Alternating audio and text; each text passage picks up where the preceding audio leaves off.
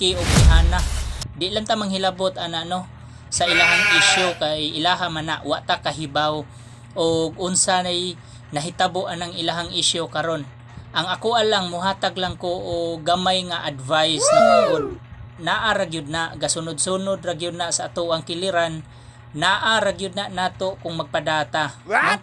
Sama ra na sa usa ka relasyon nga kung bisan og unsaon pa na nimo og pugong ang imong partner, unsaon pa na nimo paghigpit ang imong partner, kung mang-cheat gyud na. Bisan pa og ang imong partner dili na nimo higpitan, dili na nimo bawalan. Kung dili na mang-cheat, dili gyud na mang-cheat. Naara gyud na sa tao, naara gyud na nimo ikaw mismo nakahibaw sa imong kaugalingon, no? Sa unsay angayng buhaton.